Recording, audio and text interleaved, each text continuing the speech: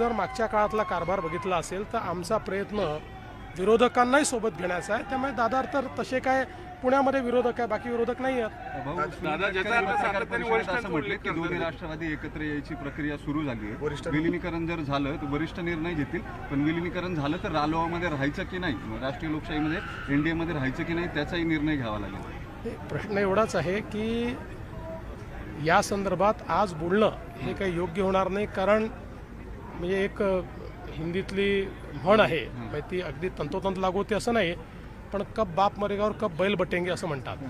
अजून काही झालंच नाही आहे, अजून विलिनीकरण नाही, काही नाही, आणि त्याच्यावर इतक्या चर्चा। आत्ता 2 महानगरपालिकेत ते सोबत लढत आहेत आणि 27 महानगरपालिकांमध्ये एकमेकाच्या विरोधात लढत आहेत।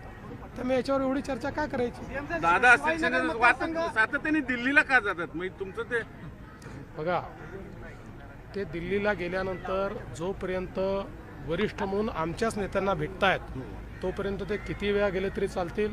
त्यांना गरज असली तर विमान देखील मी उपलब्ध करून देईल, तिकीटे काढून देईल, म्हणजे तसं ते माझ्यापेक्षा सक्षम आहेत, पण गरज पडली तर तेही काढून देईन मी।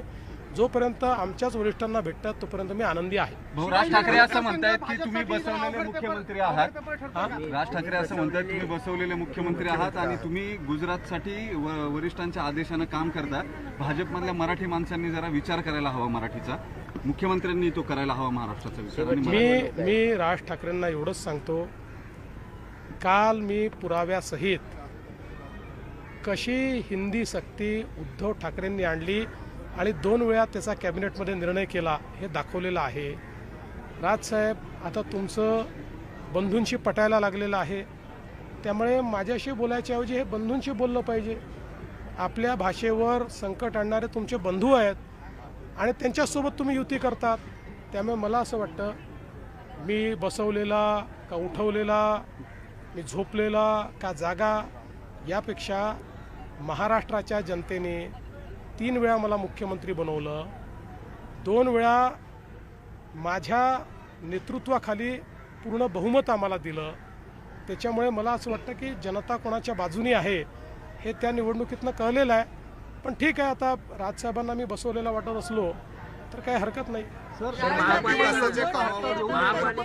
केंद्राबाहेर एक होमगार्ड ठेवणारे का तर जुबार मतदार किंवा मतचोरी होऊ नये म्हणून, खरं म्हणजे उद्धव ठाकरे साहेबांनी या ठिकाणी मतचोरीच्या संदर्भात बोलू नये, कारण त्यांच्यावर नगरसेवक चोरीचा आरोप आहे। राज ठाकरेंचे 8 नगरसेवक होते, ते सगळे चोरून नेण्याचं काम उद्धवजींनी केलं।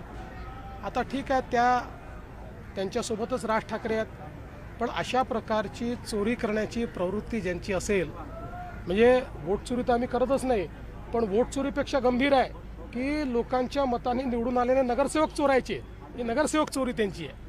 शिवाजीनगर मतदारसंघात भाजपसाठी अवघड राहते, त्याच्यासाठी मी समारोपाची सभा तुम्ही इथे घेतली का?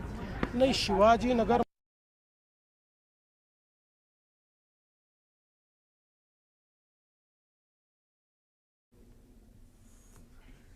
तर पुण्यामध्ये मुख्यमंत्री फडणवीस बोलतायत आणि या ठिकाणी लढत होतीये मुख्य ती म्हणजे भाजप विरुद्ध राष्ट्रवादी। दोन्ही राष्ट्रवादी एकत्र आलेले आहेत आणि अशामध्ये अजित पवारांकडून टीका केली जातीये भाजप नेत्यांवर